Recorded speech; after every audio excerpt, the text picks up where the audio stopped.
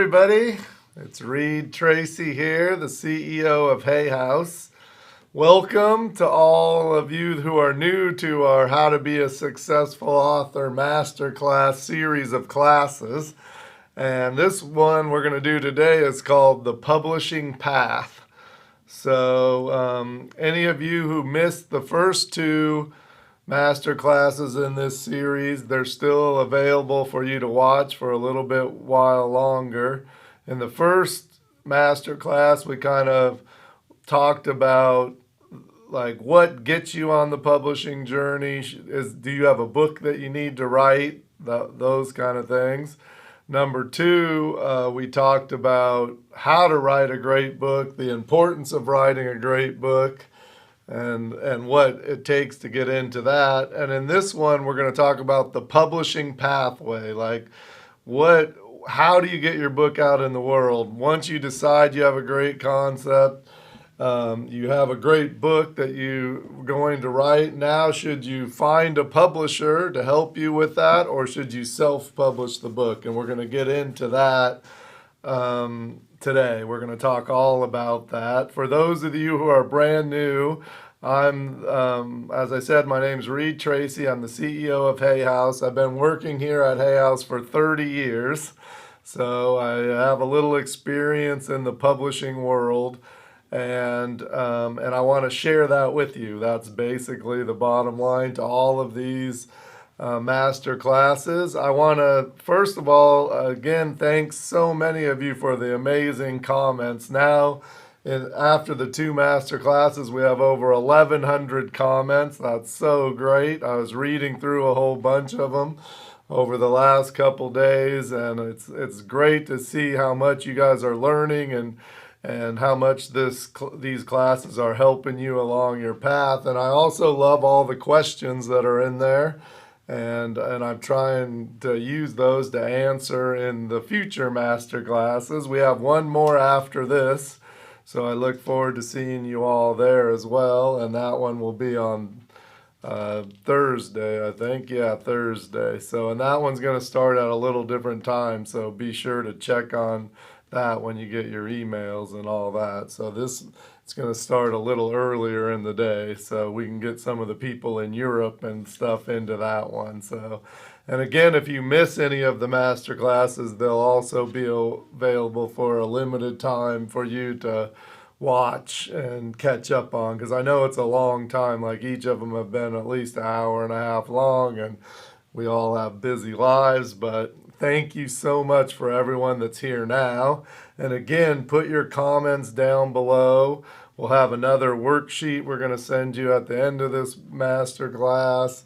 And but I definitely love your questions and comments as we're talking, because we have some people looking at it, and they send them over to me. I have my iPad right here, and we'll be talking about bringing in some of those questions as we go through this class today. So I have a few questions from last time, so I'm going to start with a couple of those and get those answered.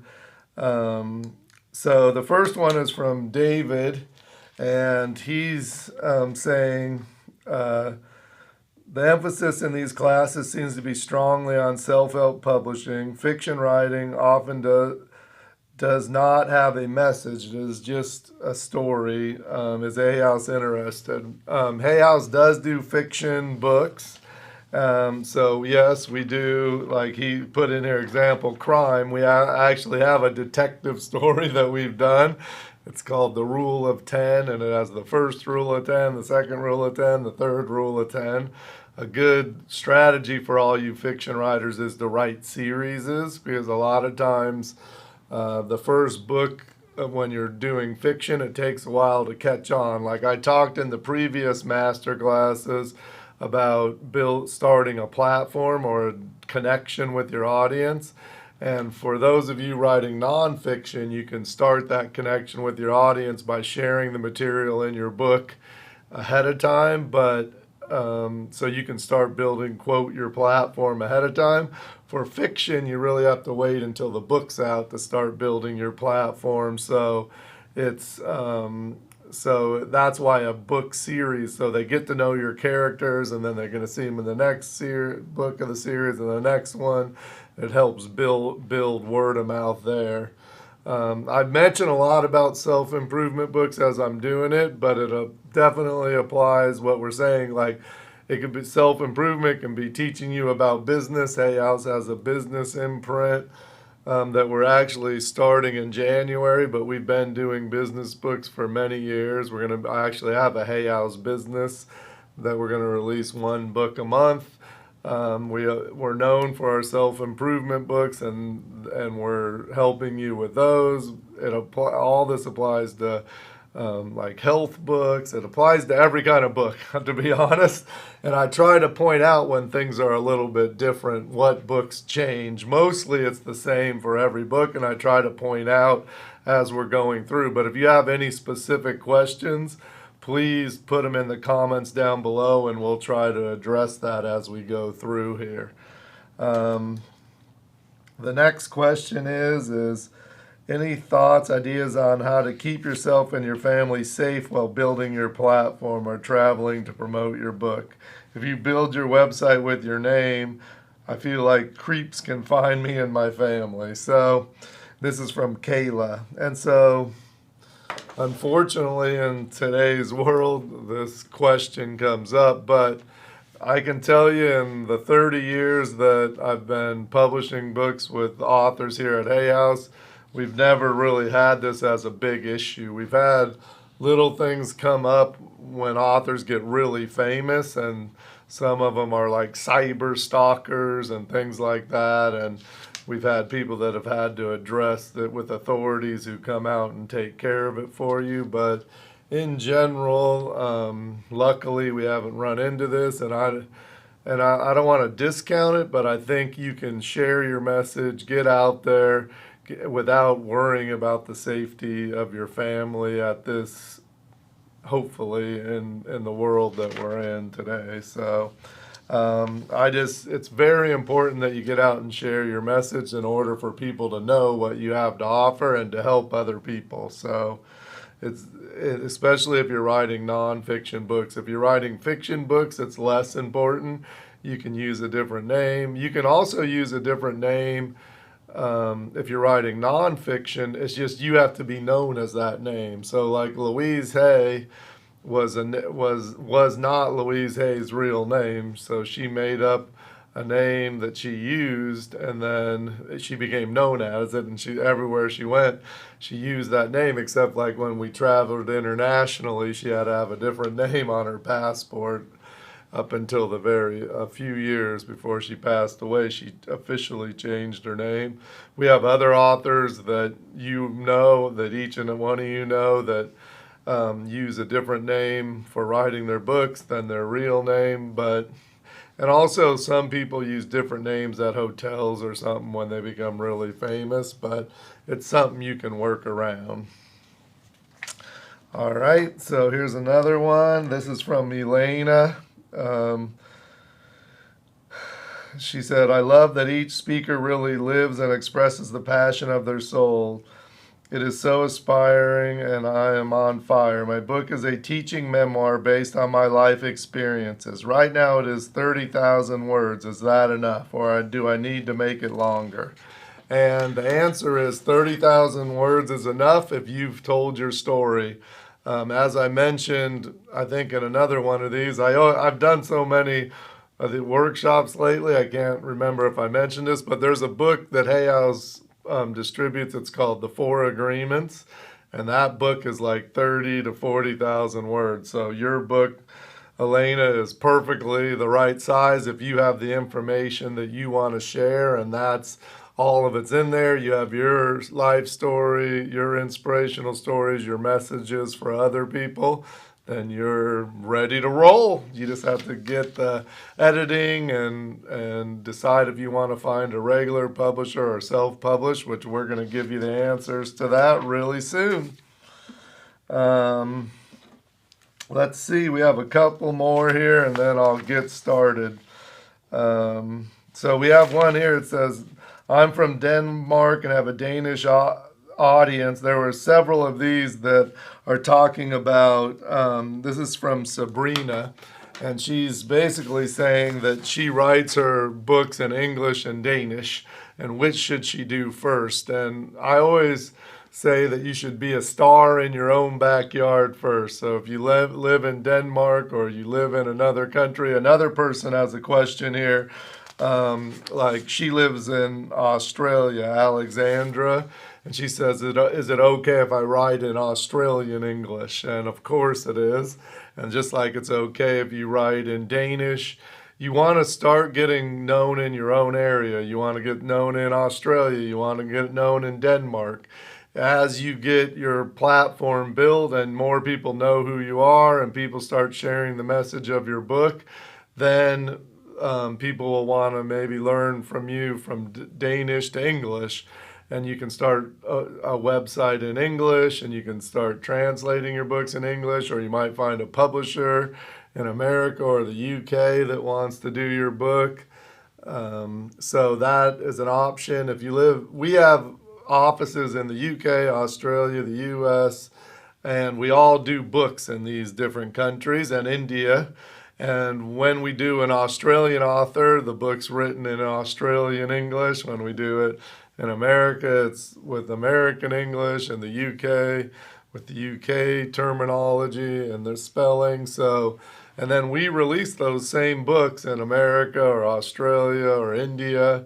And most of the time we don't adjust them. On occasion we do, but most of the time they're written in the local language and people like to hear the way the authors write, so it's okay. So, and as you translate them around the world, it's English, any of the Englishes, people will understand and be able to make the adjustment. So I have another one, but I'll save that for later. And then I'm going to get started with self-publishing. I'm going to start all about self-publishing.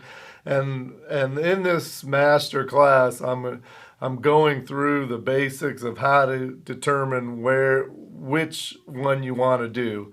I'm not going to go to every single detail of exactly how to do each of them because I don't have enough time to do that. In our Writers Workshop online course or the live Writers Workshops, I go more in depth. But I want to give you a summary, not really a summary, a detailed summary, a detailed outline of the steps that you have to think about in order to determine which is best for you. So the first thing that you want to determine for self-publishing, there's a few reasons why you might want to self-publish, and I'm going to give some of those to you.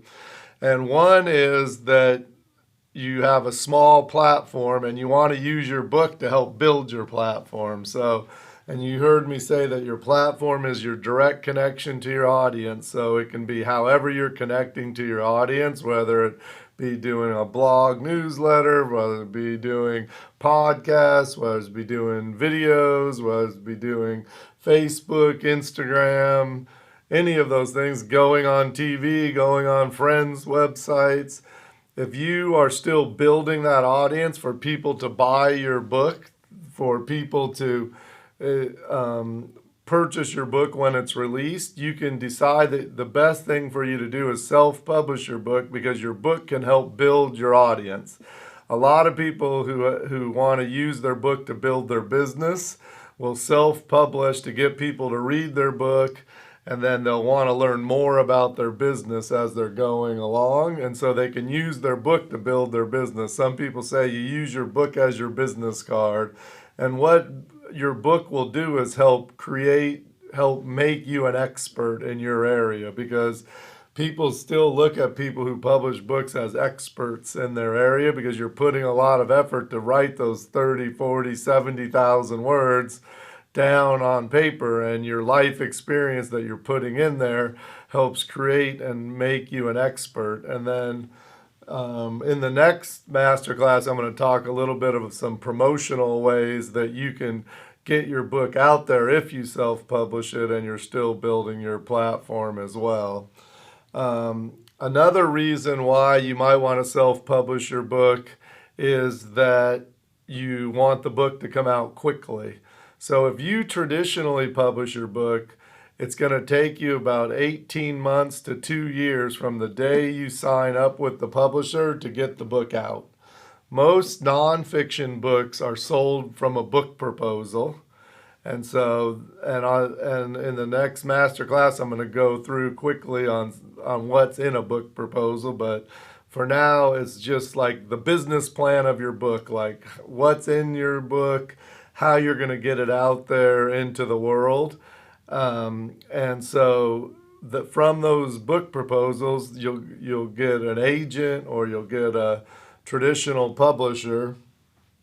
And in a few minutes, I'm going to tell you some ideas on how to get an agent because that's another question a bunch of people ask. So I'm going to answer that.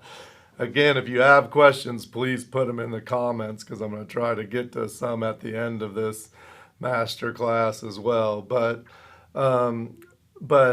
if you sign up for a traditional publisher, you're going to have to wait to get the book come out. They're gonna work with you on the editing process, and then they have a longer sales process. And basically, it takes 18 months. If you sign up today with Hay House to do your book, it's not going to come out until 2020 for sure. And that's the same with every major publisher. So a lot of people want to get their message out sooner than that. And that's a totally viable reason to self-publish your book. Another reason to self-publish your book is one of the reasons Louise Hay self-published her book, You Can Heal Your Life, is because she wanted 100% control of the process. She was worried that if anyone else came and an editor looked at her book, that they would change it. And in 1984, when she first wrote You Can Heal Your Life, the ideas in that book were so innovative and new that she was worried that no one's going to understand it. It's kind of funny thinking about it today because so many people think of the book You Can Heal Your Life as a kind of a beginner's guide to self-improvement, but in 1984 it was on the cutting edge. You have to remember in 1984 there wasn't a self-help section in the bookstore, so it was a whole different world. So some of you might have cutting edge ideas that you don't want an outside editor to be involved in, and one that works for a publishing company. All of you that self-publish your book should use an editor to make the book better. You still want to have the super high quality of the content of the book, so when people read it, they tell their friends. But some of you might want to have more control of that process because, as you're going to hear in a little bit when I talk about traditional publishing, if you publish your book with a big publisher, they're going to have editors on staff that are going to help you with it, but they're going to want input to help you guide the book the way they think it'll sell the best. So, and so that's something you have to consider. Another reason why that people self-publish is that they can't find a traditional publisher. They send their book to a bunch of different traditional publishers and they decide that they don't want it. They try to get an agent and they decide that they don't want it and they're having trouble, so they say, forget it. I'm going to self-publish my book. I'm just going to do it myself. I'm going to get it out there and I'm going to prove that there's an audience for this book. And by doing that, if you self-publish your book and get it out there and the book starts selling, you're definitely going to be able to find a traditional publisher after that if you want to. Because once you prove the book, there's an audience for the book, there's a whole bunch of people that will be open to publishing your book. And in fact, publishers love when someone self-publishes their book and it's a success. So some people that self-publish their book that you know about is like Louise Hay. She self-published it, became a big success. Anyone would have published it. Esther Hicks, who does the Abraham books, she originally self-published her books before Hay House picked up her book and did Ask and It's Given, her very first book with Hay House. and she had success with her self-published books, but her whole business exploded, or whole, not business, but her whole audience exploded once she published her book with Hay House, and we helped her reach a bigger audience. But she proved she had an audience with her self-published book and by doing her talks around the country, and building her audience, building her platform, speaking to people every week is how she built her audience. Her and Jerry went around city to city to city. They did like 30 to 40 talks every single year, for many years. And then that audience got bigger and bigger. And then Hay House published their book Ask and It's Given, and their audience exploded. It doubled or tripled in size once the word got out. But the roots were formed with their initial traveling around the country and just seeing people and working with people.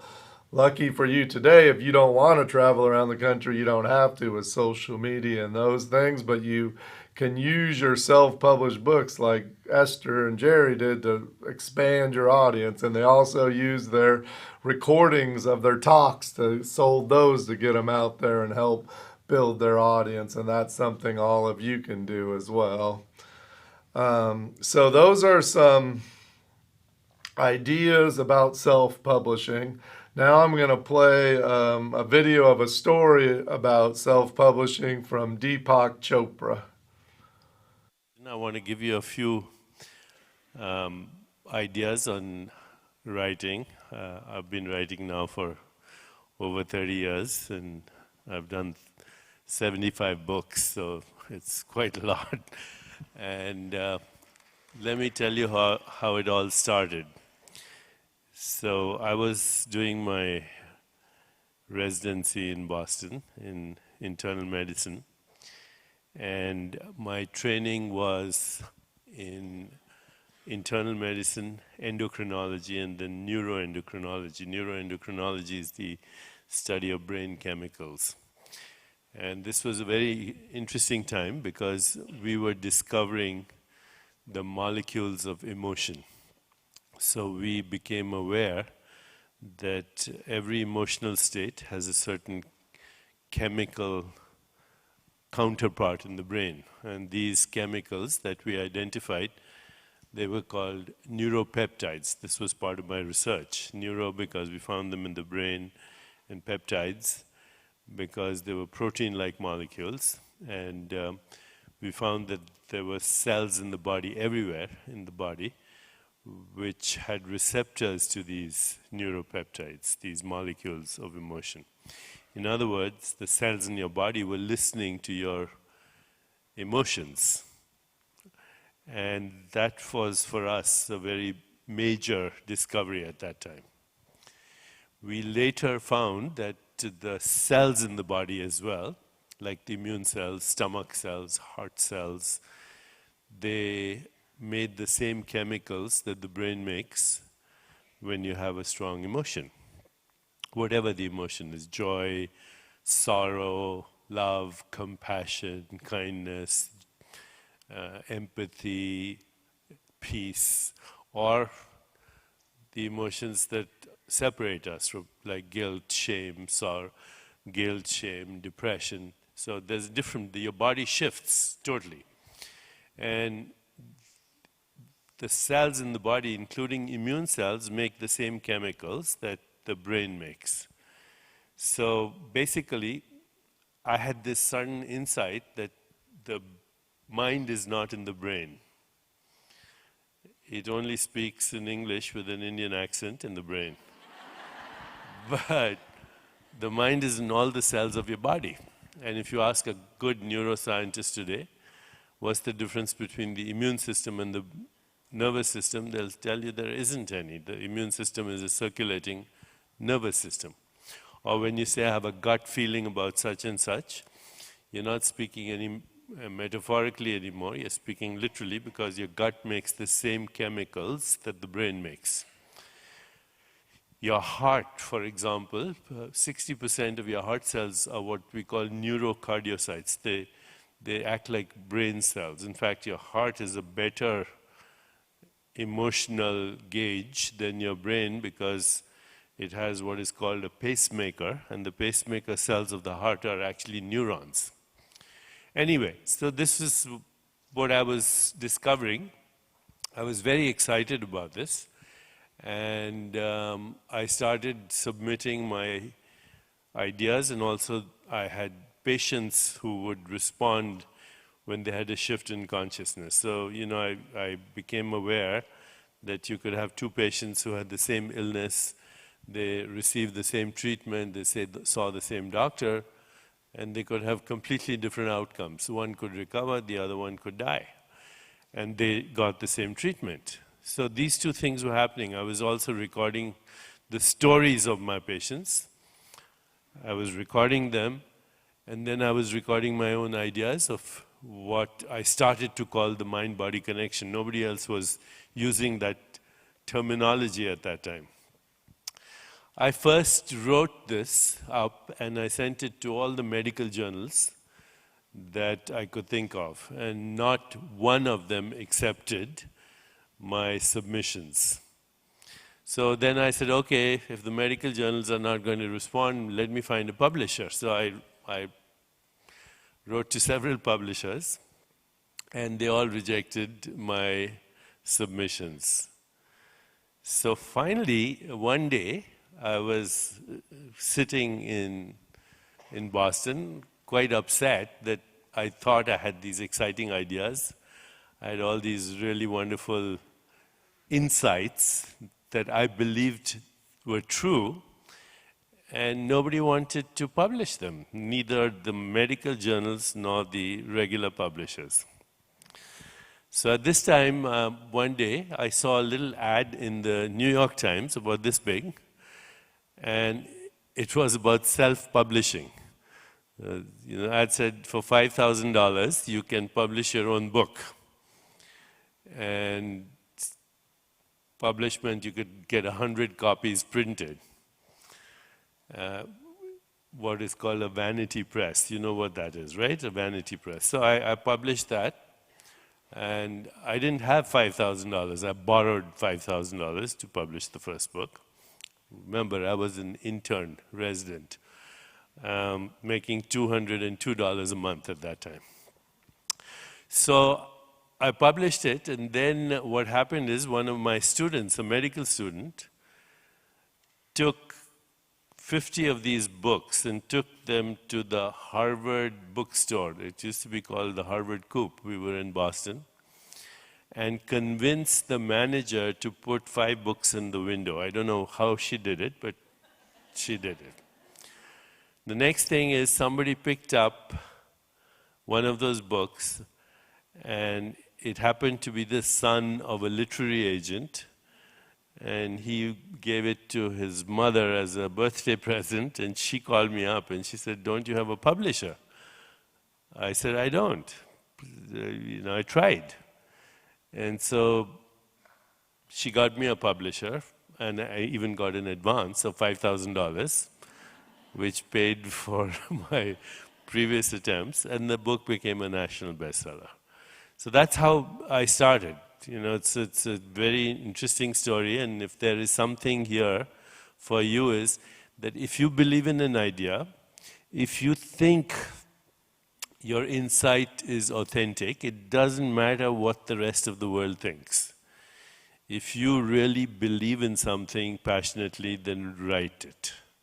And then go to all lengths to get it published. Don't give up. And you're very fortunate here that you have Reed Tracy and Leon and the Hay House that actually encourages you to submit your writing. So you have an opportunity that wasn't available to me as a young writer.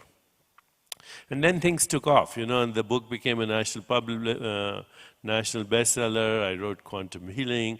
I got a call from Jackie Onassis, who was then at Bantam Doubleday, and she signed me up for another big book, etc., etc. Deepak, When I first heard Deepak talk about this, I didn't even know he self-published his first book. I mean, the guy wrote 75 books now, and he self-published his first book. He did that talk at our writers' workshop in I think it was in Sydney, Australia. And when I was sitting in the audience there, I'm like, wow, I didn't even know that he self-published his very first book. And look at that. From there, he finds an agent, gets picked up by a publisher, and 75 books later, he's still out there writing every single day. And I love the line. Over here, I have my notes. So if you see me looking this way a little, this is live. So I have to have something to keep me on track. But he says that if you passionately believe in something, write about it. I love that line. That's so great. Don't give up. Follow your dreams. He sent his book to so many publishers. They turned it down. He couldn't find an agent. He didn't know what to do. Sees an ad in the paper, bam, he starts on his road to success. And that's the great thing about self-publishing. And he did it many, many years ago. It's much easier today than it was when Deepak did it. And it's much less expensive today when he did it. When he did it so many years ago. And I'm going to explain a little bit of why that is in a second. And some other people another person that self-published that some of you might know is Bruce Lipton. And he's another Hay House author. He wrote a book called Biology of Belief. He self-published that book and it sold like over 100,000 copies in the self-published edition. So it's an amazing success story. There's been many, many different authors. Like I could spend the rest of this thing telling you authors that have had success from self-publishing. One of the biggest book series ever of all time was self-published. First, 50 Shades of Grey. So I'm sure you've all heard of that. That was self-published in Australia, got picked up by Random House and became a huge international, gigantic bestseller. And also I'm going to look here at a couple of these questions that we have. So one of the question is, does the strategy of putting a chapter or two up on Kindle with a first in a series label help to build a following for you to complete the book? It can help you build a following. What we found is that offering free things gets a lot of people to download it, but less people to read it. People, even if you make them pay 99 cents for something, they're much more likely to read it, but they're not going to pay 99 cents for just a couple chapters. You can test it. And I'm going to tell you about the ways to self-publish in a second, but you can definitely test it by putting it up on Amazon and see if there's traction, see if people read it and build more. But I've heard it has mixed results. We haven't tried it here. We've tried giving whole books away free here, and that hasn't worked as well as selling them for 99 cents. Somehow people, if they pay something for the book, they're more likely to read it and then tell their friends. So that's our experience. And then the next question is, how often does a self-published book get picked up by a publisher such as Hay House? And are there ways of maximizing that possibility? And the answer to that is, it's happened many times for us. So we have like 10 or 15 books at least that we've picked up that were self-published. Almost every successful self-published book eventually gets picked up by a traditional publisher. About 90% of the self-published books that have sold like 5 to 10,000 copies or more get picked up by a traditional publisher if the author wants them to. And usually the authors do, because as their books start to sell, other parts of their business take off too, and the books can be the least profitable part of compared to the rest of their business. So they get a publisher to help expand the market, expand the reach of their book, and then they concentrate on the other parts of their business. So it usually happens. And the number of books that'll get a publisher's attention varies depending on the market you're in. So if you sell 2,000 books in Australia, that's amazing. That's so good if it's a self-published book. If you're in the UK and self-publish and sell 3 or 4,000, you're going to get a lot of people's attention. If you're in America, like 5,000 or more, you're going to get a lot of people's attention. And depending on the niche that you're in, if it's you can get the attention with way less. Like we've had books that we've published. I don't have it here. I had it here in earlier ones.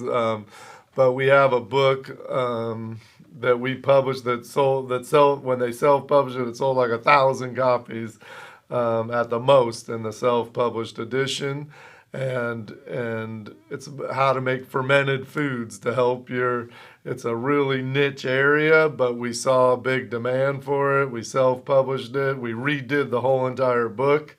In that case, in other cases, like the top 5 regrets of the dying, a book we got picked up that was self-published by Bronnie Ware.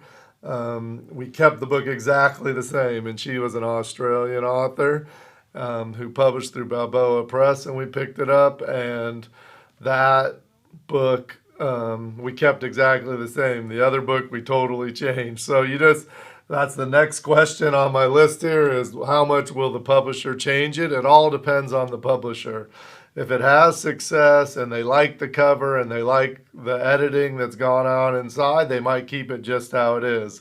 If they love the audience you're building but think it can use a new cover or help with the editing or formatting, then they might do that. So it all depends on the publisher and the current condition of your self-published book. But what the sales show is that there's an audience for that kind of book. So in many cases, the publishers might not know how big the audience is for that kind of book, or for you writing that kind of book and your experiences and your story. So that's what they're looking for. And then they're going, oh, wow, if she can do this or he can do that, we can do more. And the last question I'm going to do is, if you determine that self-publishing is the best route for your project, would it be okay to submit proposals to publishers as well? And the answer to that is absolutely. Number one, you can always submit your book proposal to multiple people, and you can definitely submit your book proposal after the book is self-published.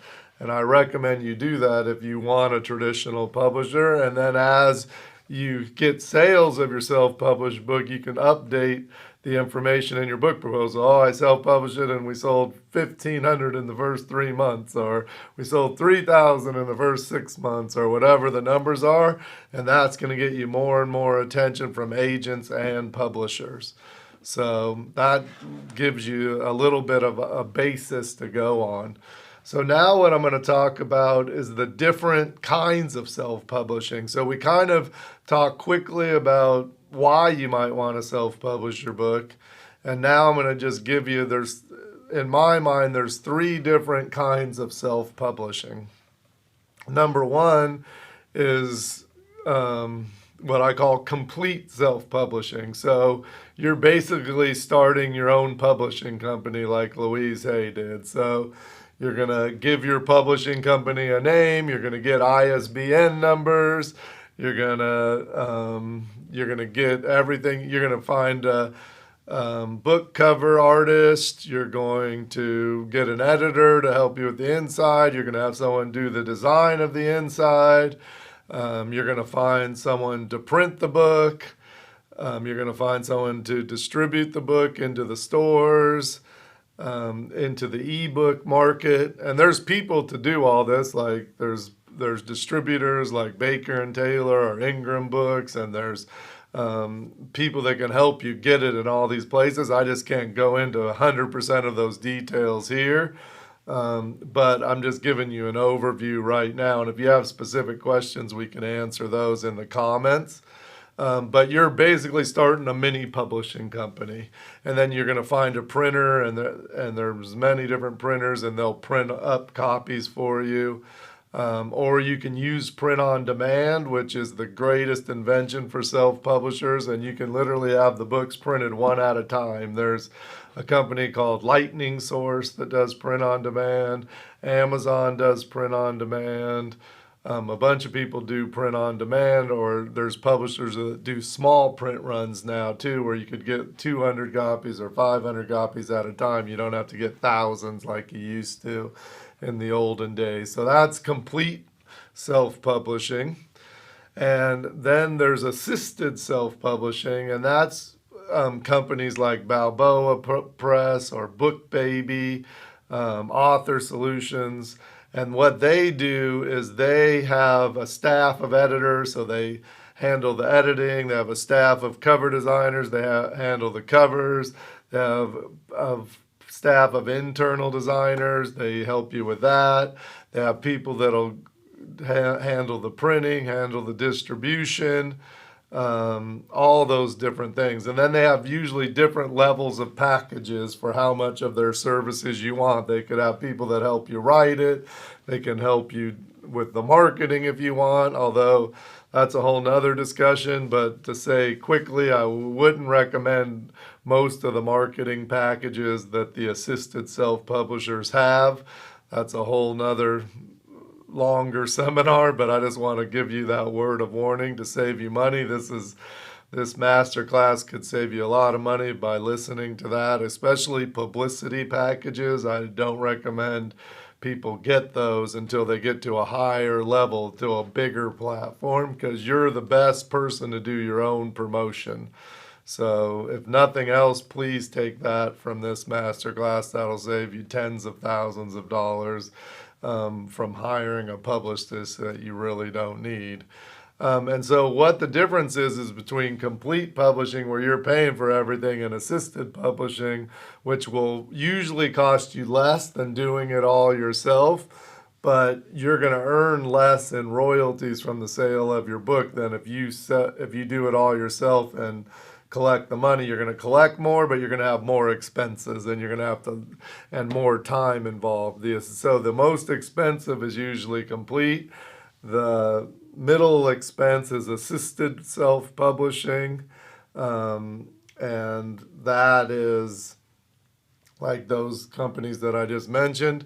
And then there's like do-it-yourself with help publishing, which is the least expensive, and that's like you upload your book directly to Kindle, to Kindle Direct Publishing, or there's another company called Ingram Spark, and both of those are like do-it-yourself publishing with a little bit of help, but they'll take care of the distribution, they'll take care of everything for you, and you just upload the stuff into their system.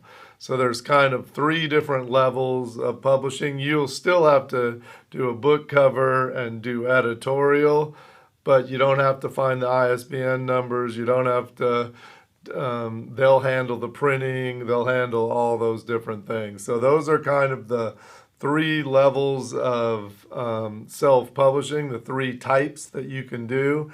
And again, if you have questions about that, please put them in the comments and we'll try to get you answers to that.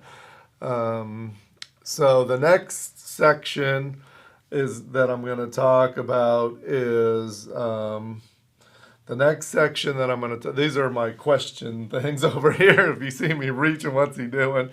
The next section of the masterclass I want to talk about is all about traditional publishing. And so traditional publishing usually starts, or many times starts, for the bigger publishers with an agent. And I'm going to give you my little tip about finding an agent that I've been giving for a while. Some of you might have heard this already, but it doesn't hurt to get revisited. So what I recommend for you to do when you're looking for a traditional agent to help you find a traditional publisher, because many traditional publishers require an agent. And agents and traditional publishers are looking for the same thing. And what those things are that they're looking for is, number 1, they're looking for how big your platform is, because the publisher they think their job is to get the books in the store and you as the author to get books out of the store. So they want to see how big your platform is, how big your audience is, in order for them to take a chance on you and pay you to publish the book. See, the difference with self-publishing is you're paying to do the book. When you do traditional publishing, they're going to pay you. So they're going to pay you in advance against royalties. So that advance will be anywhere from $1,000 to $1,000,000, and all it depends on is how big your platform is. If you're a household name with a giant platform, you'll get a lot of money. If you're beginning, you'll get a small amount of money. And if you're in the middle, you'll get a middle amount of money. It all depends on the interest in your book, how many publishers are interested in it, how big they see the audience being for the book. But they're really looking at how you as the author can not only write an amazing book, but how you're going to sell the book afterwards. And they're going to all go by what they call a book proposal, which is the business plan for your book. And like I said, I'm going to talk a little bit more about that in the next masterclass. So come back and I'll give you the little bit of the details of what they're looking for there or what's in there. But like I said, in general, the main thing they're looking at is, can you write and do you have a way to help sell the book? And then they're going to give you royalties against the money they give you. And those royalties are going to be 7 to 10% for the trade paperback book, like a book like this, the trade paperback book, or they're going to give you between 10 and 15% of the retail price, and the 7 to 10% is of the retail price for the trade edition as well. And that's you're going to earn that as royalties, and first you pay back your advance that they gave you, and then you start earning more royalties. The traditional publisher is also going to help you with selling foreign rights to your book. If you self-publish, you can still sell foreign rights to your book, but you're going to get an agent that'll do that, and there's a bunch of different agents that can help you with that. There's a website called publishersmarketplace.com. It's a membership site, so you might have to pay like $20 or something, but they have a whole database of agents that can help you with those kind of things and other agents. And getting back to the agents, I'll give you my tip of finding an agent. So what I recommend you do to find an agent is you go into the bookstore and you find the section of the bookstore of the Zach kind of books that you're going to write. And just let's say that it's a self-help book like this book, Mind to Matter. And then you're going to open that book up and you're going to go to the acknowledgement section of the book.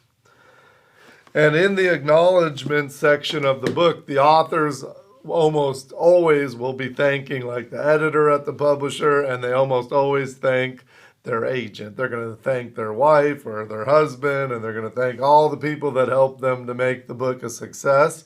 But almost 100% of the time, they're going to thank their agent if they like their agent. And those are the agents you want are the ones they like. Excuse me. And then you're going to find that agent. You're going to look it up on the internet, the name of the agent. And then you're going to see, most likely if it's a big name author that you're looking at, the agent might only be interested in bigger name clients. But if you go to that agency, you look up and you find the new agents in that agency that are dealing with the same kind of books that you're publishing, and then you send your book proposal to them, the chance of them reading the book is very, very good. Because if you look up who a famous, let's say Deepak Chopra's agent, and you send them your book, they're going to be looking for they already have Deepak Chopra, so they're going to be having other big name people. But if you see a beginning agent in that firm, they're looking for the next Deepak Chopra, so they're reading the book proposals. And those are the people you want. I've been giving this advice now for, I don't even know how long, but I've had like so many people tell me it worked. So dozens of people that I've told in person and hundreds of people at the Writers Workshop have said they've tried this idea and it's worked for them. So give it a try if you're trying to go the traditional route. Again, another thing to remember about the traditional route too is the time that it takes. You're going to have to invest some time, and you can submit your book proposal to as many publishers as you want and as many agents as you want all at once while you're looking for a publisher. Like there's a book, Chicken Soup for the Soul. Many of you have probably heard of it. It sold like 300 million copies around the world. At one time, it had the Guinness Book of World Records for the most books sold. But that book was turned down by 30 different publishers, including Hay House. So publishers don't always know what the perfect book is. Sometimes you have to go the self-publishing route like Deepak to get attention. Sometimes you have to send it to a whole bunch of publishers till you find the right publisher. The smaller publishers won't require an agent, so you can go direct to them. And if you find an agent, your agent will submit it to a whole bunch of publishers at once as well. So that's kind of a little summary of traditional publishing and self-publishing. And now we're going to hear from my good buddy, Dr. Wayne Dyer. He came to one of our writers' workshops a few years ago. He's been passed away now for 3 years, but this was done before then. And I was watching this afternoon. I love hearing him talk. It's like he's right back with us. And I think you're going to love this video from Wayne Dyer. The interesting thing about Erroneous Zones, which is a book that today has, I'm not sure really, but it's in the neighborhood of 60 million copies out there in 47 languages. I mean, it's in like 5 different languages in India alone. I mean, it's in Chinese and a lot of the countries that it was banned in when it was published, all the communist countries, we had to smuggle the books in. Now it's published in Belarusian and Polish and Bulgarian and so on. And my vision for myself and for this, especially for this book, was all revolved around this idea of writing from a place of where my heart was. I wrote Erroneous Zones from my heart, and speak to you about it now from my heart. And when I finished publishing it, and I went to the publisher, I had an agent, and one of the things I believe is that when you're on your right path and you have passion for what it is that you do, that the universe conspires with you because you're aligned with source energy. You become part of the creative process. And the creative process is God consciousness. And when you're in God consciousness, the universe will just send you the right people. And I mean, that isn't like something that you can just sort of bank on, except that after a while you do.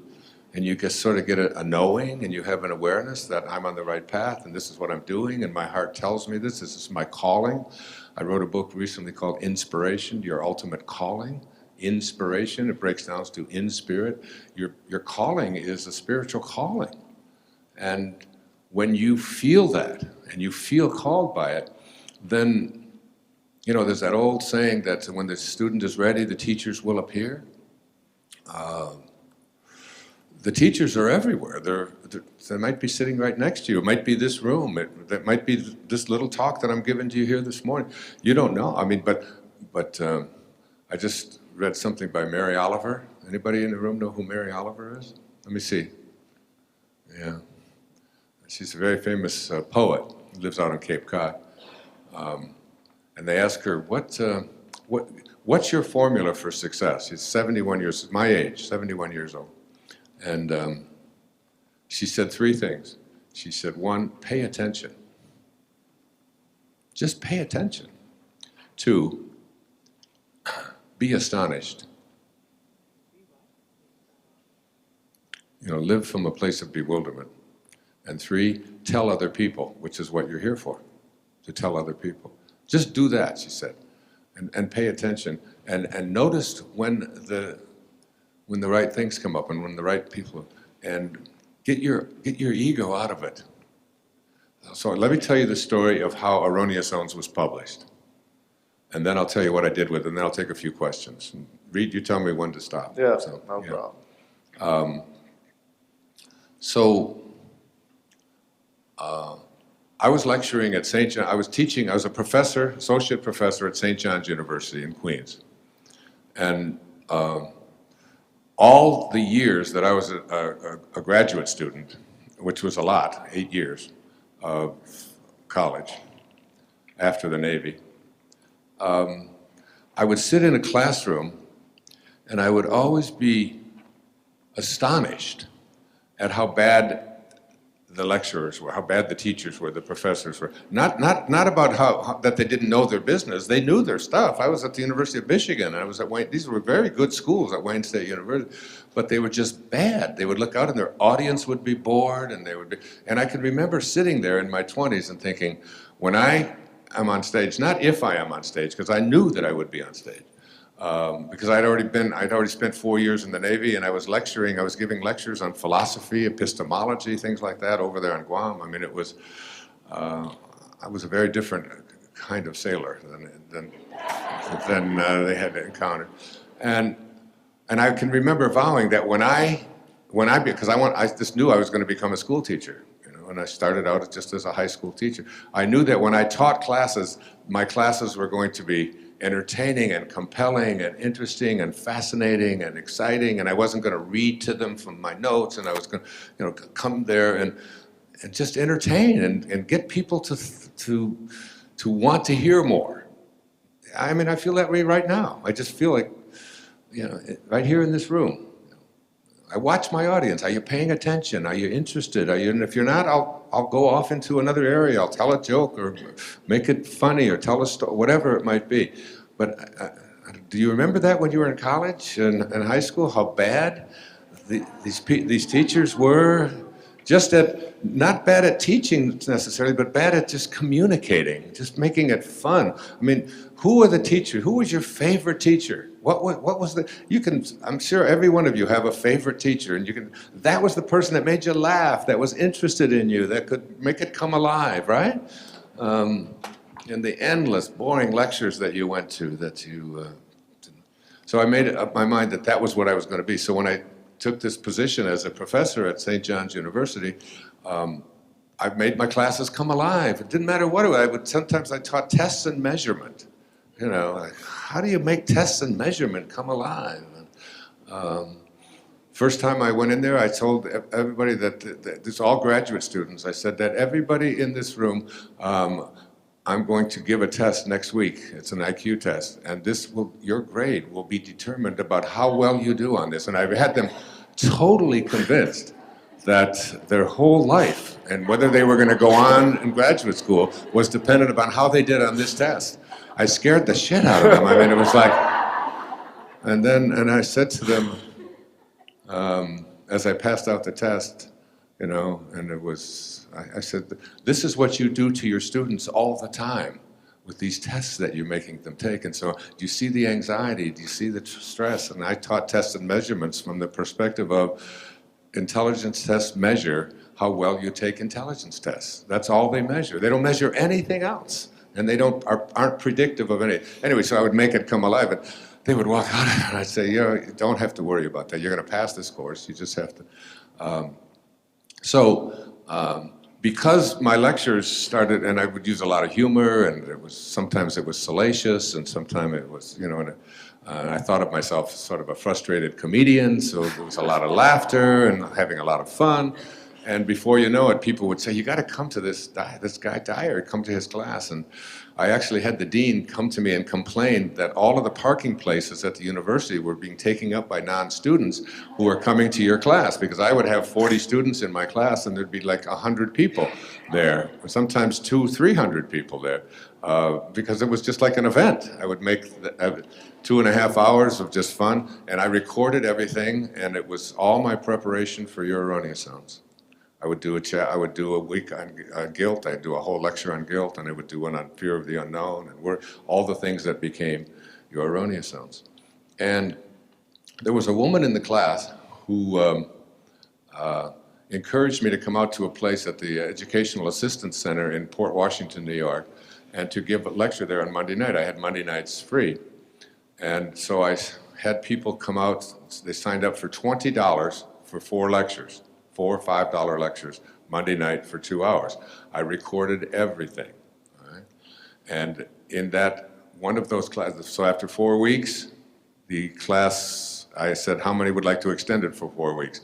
Not only would they extend it, but they would bring more people. The next class, we had 20 in the first class. The second class, we had 80 people, and we were overflowing. And 3 years later, at Schreiber High School in Port Washington, New York, we had 1,200 people every Monday night paying $20 a lecture, and I was going home with paper bags full of money that I didn't even know what to do with. It's true. Big shopping bags filled with $20 bills and so on. So in the audience there one night was a woman named Harriet Pine. And Harriet saw some kind of potential. Her husband was Artie Pine, and he was a literary agent in New York, someone that who has passed on now, but Reed knows, or knew, and his son took it over. And he sent me a letter and asked, and now I had written all these notes on your erroneous zones and given all these lectures on erroneous zones. And I had Artie called me up and he said, would you be interested in, my wife tells me something, would you be interested in doing a book on what you're writing about? And I was so excited. I thought, this is like, pay attention. When the student is ready, they'll happen, they'll show up. The problem is that they're always there, you just don't notice them, because we don't go through life paying attention. We don't notice the room, we don't notice everything, we just don't pay attention. So, I sent him an outline and a sample chapter, and he made an appointment with a guy named Paul Farges. I don't know if did you know Paul? No. No? He was the head of a company at that time called T.Y. Kroll Publishers. And Funk and Wagnalls was a division of T.Y. Kroll. So I went for this meeting in the city, in Manhattan, met Paul, and as I sat down with Paul at his desk, he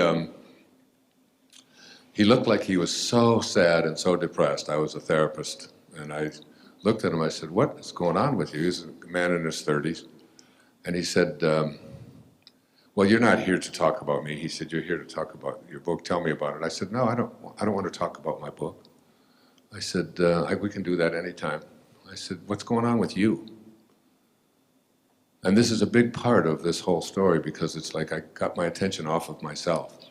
I was hearing Cheryl talking about whether your picture is going to be on something and, you know, me, what's in it for me? And you really need to get out of that consciousness and shift out of the ego and into the world of spirit, where your motivation for writing is to serve, you know, to reach, to assist, not to make money, not to, I'm hearing you talk about getting self-published and all of that, but by and large, if your energy isn't on just improving the quality of life for someone, whatever kind of book that you're writing, then it's very likely that you're not going to reach the levels. It's like Thoreau's definition of success was the best ever. If you advance confidently in the direction of your own dreams and endeavor to live the life which you have imagined, you will meet with a success unexpected in common hours. It will chase you. That's a hard one for so many people because we're so determined that we're the ones who are going to do it. At any rate, I sat there and talked to Paul. He said, if you really want to know, he said, my wife last night, we have 2 children, ages 6 and 9 or something, and he said, my wife last night told me that she wants to get a divorce, that she's seeing someone else. She's not in love with me anymore. And he started sobbing, tears rolling down his face. And he said, and we sat there for 4 hours. And I did therapy with him, if you want to call it therapy. I talked to him, gave him what my advice was, what I would do, how you could handle this, how you have to understand that sometimes these things that come into our life are the greatest gifts that we've ever been given. It's hard for you to see now. And the truth of it is he's remarried now and so on after many years. But and then I left and we never got around to my book. And Artie called me that night. He said, well, how did it go? And I said, we never talked about my book. And the next day, Artie called and said, you've got a contract. He said, Paul said to me, I don't care what this man writes. I want him with us. That's a true story. I love sitting here watching Wayne tell stories. It's so amazing. Seems like he's still here with us. I was talking to him like for 25 years every single day, so it's amazing just to see him there and the great advice that he has. And I love his comment, like, write from the heart, like, share your message from the heart. And your real success comes from helping others. I love that. And for those of you who are, it's easy to see how helping others happens in self-help books, it happens in business books, but it happens in fiction books too, or poetry books too, because any way that you can get people, like, entertainment helps others too. Like, I don't know about you, but I love reading fiction books and getting that entertaining, and I thank the authors for the efforts that they put in to make those as well. So it's such amazing advice, and just like him going to the publisher, to the editor. And if you knew Artie, his agent, Artie wasn't happy one tiny bit that he didn't pitch his book. He's like, let's make a deal and get this thing going. He was like, awesome guy. He helped me a lot. When we were first starting getting publishing here, getting going here at Hay House, he was so nice to us, and but he loved to get his deals going. But Wayne cared about helping other people, and he got his deal going. And that book, Erroneous Zones, he said it sold so many copies. It was actually the biggest selling book in the decade of the 1970s in the United States. The whole entire decade, 10 years. It was number one nonfiction book. So it's amazing how that happened. No one would have predicted it ahead of time, and he just went in there to help someone else, and the rest is history. So I'm going to try to answer a few questions. Thank you so much for all the comments you guys are putting in. Keep the comments coming. For those of you who aren't watching this live, that's fine. Keep putting your comments, because in the next masterclass, comments and questions. I love the comments and the questions. So please put any questions you have, any comments, any suggestions. We love to see them all. So put those in there. And those of you who aren't watching this live, put them in there, because we keep looking at it. It's not like it's over when this live broadcast is over. We'll be looking at them before the next broadcast, the fourth master class in this series, which I hope each and every one of you attend. I love that there's so many people that come to the live broadcast, thousands of people watching live, and I love so many people that are being helped by this. I see, people, I was reading a few comments today, I finally got to finish lesson 1, and now I'm working on number 2, or I finished them both this weekend because I finally got a break. I know everyone's so busy. So these number 1, 2, and 3 will continue to stay up.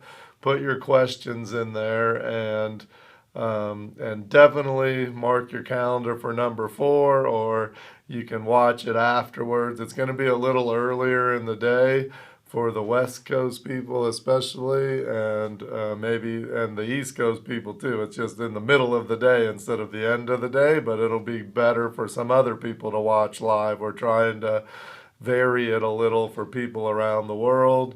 But please take your time, come and watch that one as well. And again, we'll be looking at the comments from all three videos and the questions from all three videos to make number 4 even better. Of course, I have a whole outline, but I add to it based on the questions and things like that that I want to share. And speaking of outlines, one question that's we got over and over and over after masterclass number 2 was more information about doing outlines. And there's a book. Now, this book is called The Book You Were Born to Write, and it's by a lady named Kelly Nataris, and Kelly does all our live writer workshops with me. I know some of the comments said they were coming to Vegas to see our writers workshop this weekend. Actually, Saturday and Sunday, I'm going to be in Las Vegas doing a whole weekend of a live writers workshop, and Kelly will be there too. But her book, The Book You Were Born to Write, has a whole chapter explaining exactly how to do outlines to get started on your writing process. This book is coming out in like 2 weeks, so you can pre-order it on Amazon if you want help with that. It's a great book. I wrote the foreword to the book, but I think it'll be helpful for some of you in that are just getting started in the writing process and need help with the outline. Kelly has that taken care of for you. And like I said, there were so many questions about that, and I think it's the easiest answer is right there for you. So I grabbed that book to show you. So I'm going to look at a few other questions that we have as we have a few minutes left before the end of this class.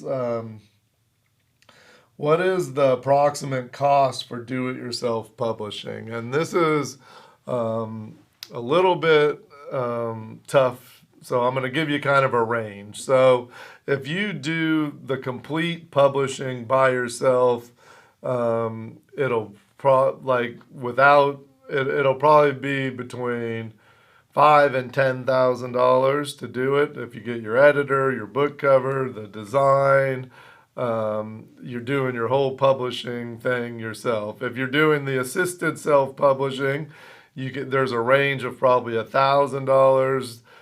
Well, depending, if you take my advice and don't do the promotional part, it's like $1,000 to $4,000 to get your book done with assisted self-publishing. So it's a little bit less expensive, or quite a bit less expensive, half as much. And then you can do it for much less if you do it through the Ingram Spark or KDP publishing. You could do it for whatever you pay to get the book cover, the book design, and the editing. And that all depends on your writing, but for sure $2,000 or less, you could get your book done and up and out there. And there are packages with Balboa Press. I think the lowest package is like $1,000. So you could do it for as little as that. Depending on how your writing is and things like that. If you need to hire a writer, if you're going to be the author, but you need a writer, then the price will be a little bit more expensive than what I said, because you have to pay the writer.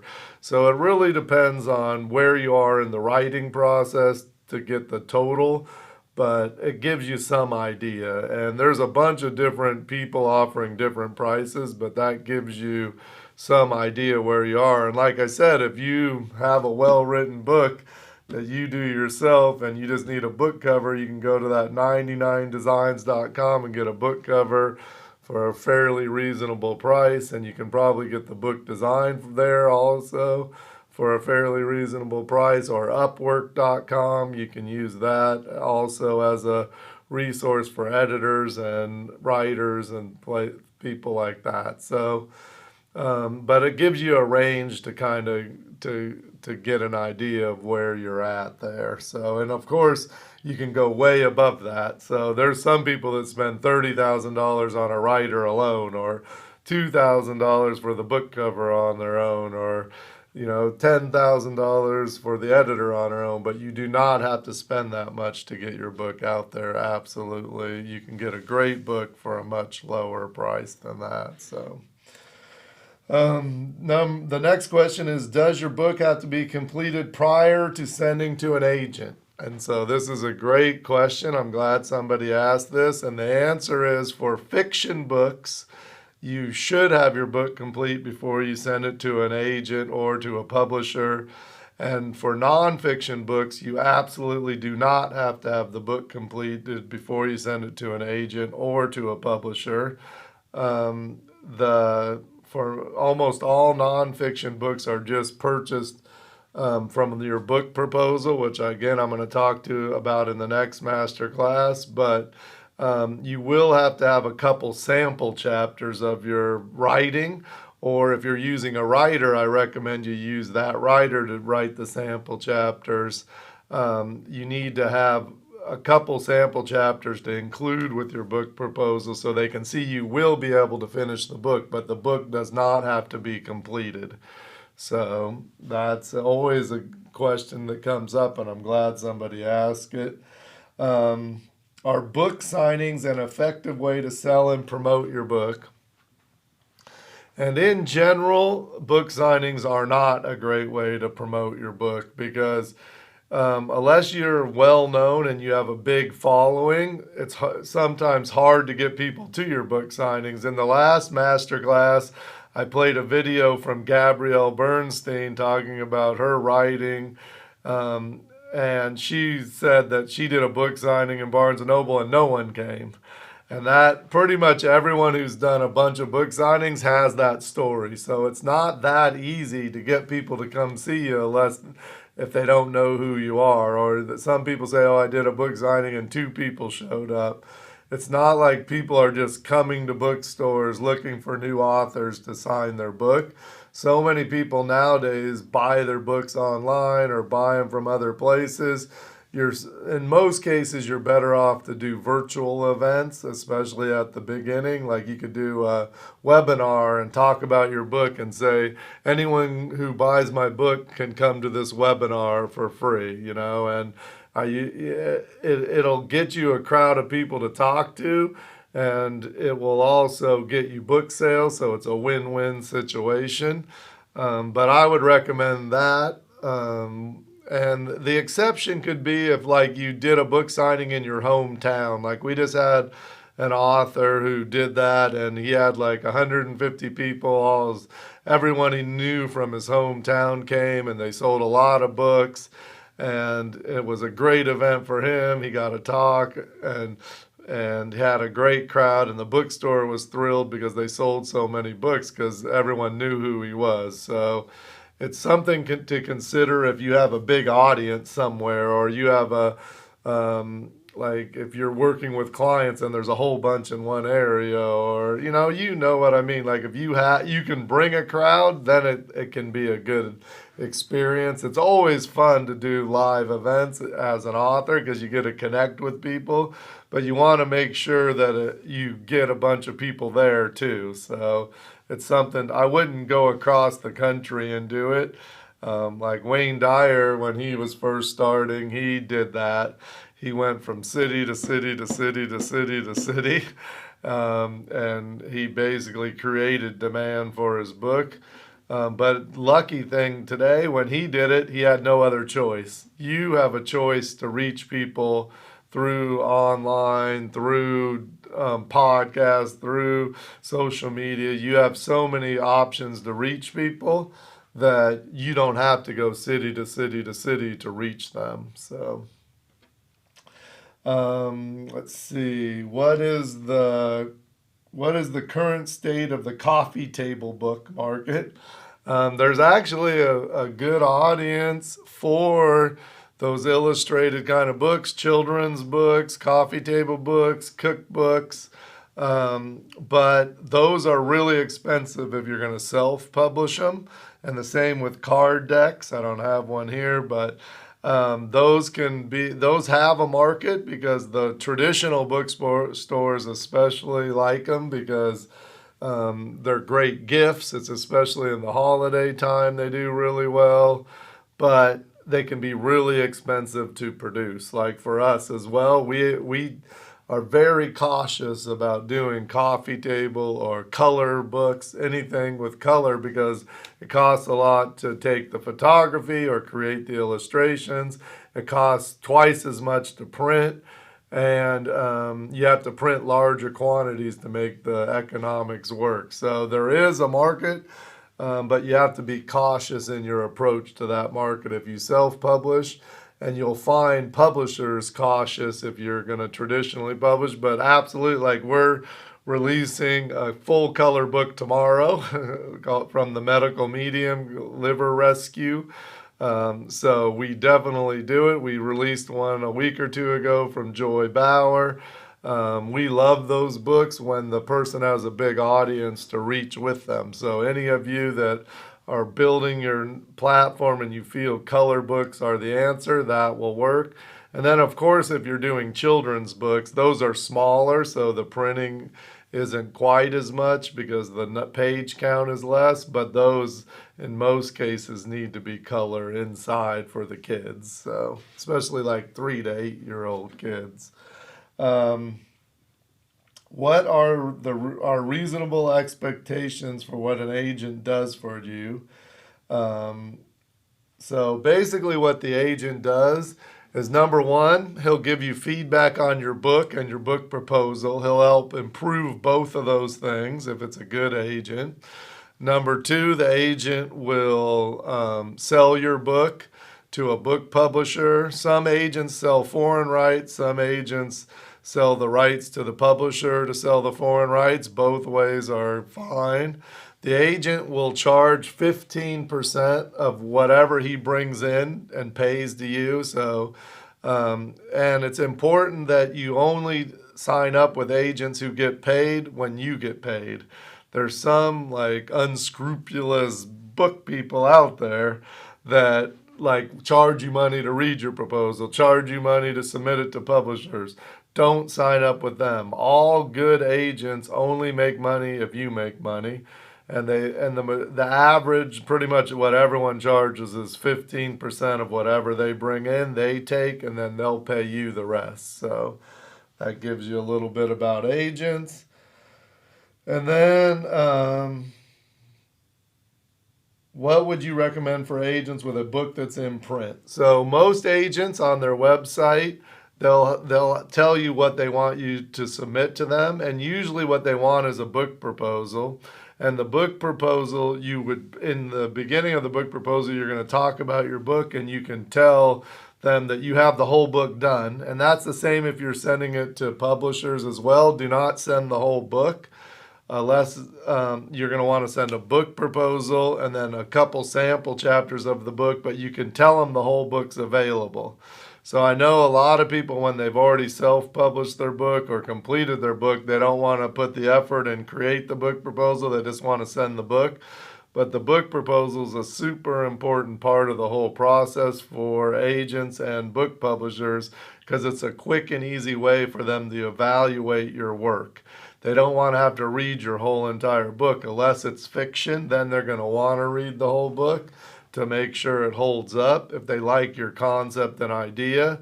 But for nonfiction, they don't want to read the whole book. They want to read a few sample chapters, and they want to see your whole plan for marketing and promoting the book and the audience for the book and all those things in one simple place, because most agents and book publishers are getting hundreds of these books every week.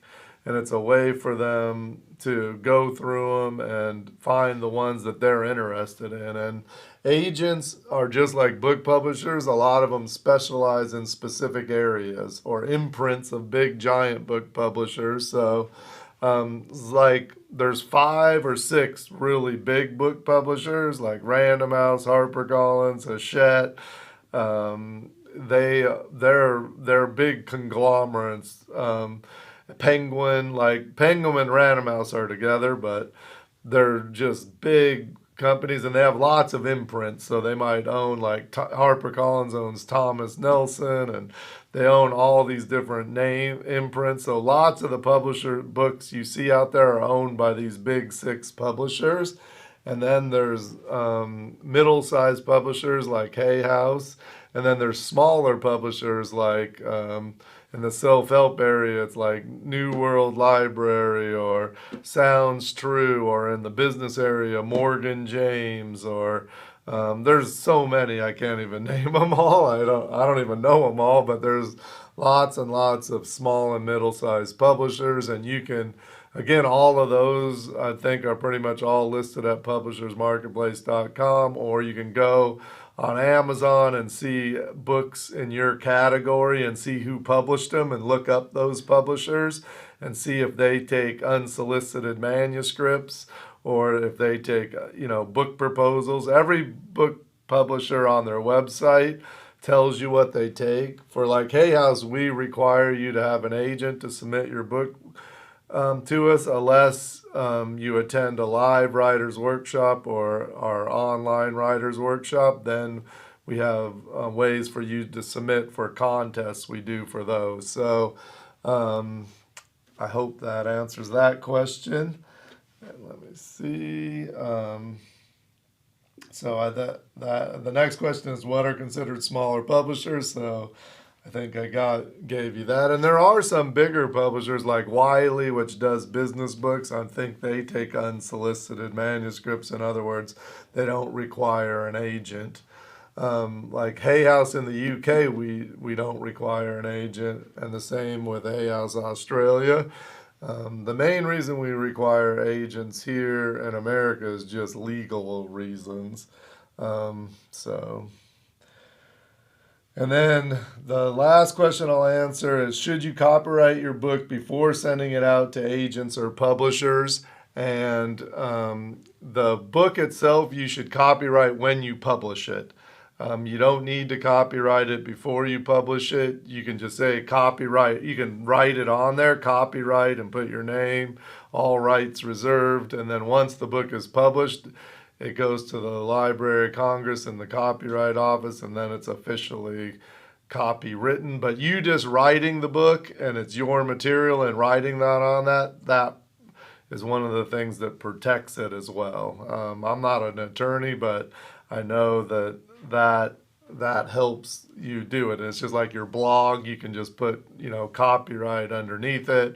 And since you wrote it, it's yours. People can't take it and say it's theirs. And you just have to prove you wrote it, which is easy to do. You're going to have a digital copy or something like that. So, well, thank you again for attending the master class on the publishing pathways, the pathways to your publishing. And I hope I helped you decide if you should self-publish your book or traditionally publish your book. You're going to get another worksheet after every one of these master classes. We've sent you a worksheet, and you're going to get another one kind of helping you lay out the pros and cons of self-publishing versus traditional publishing. I hope this has been helpful, and I look forward to seeing you at the next master class on Thursday.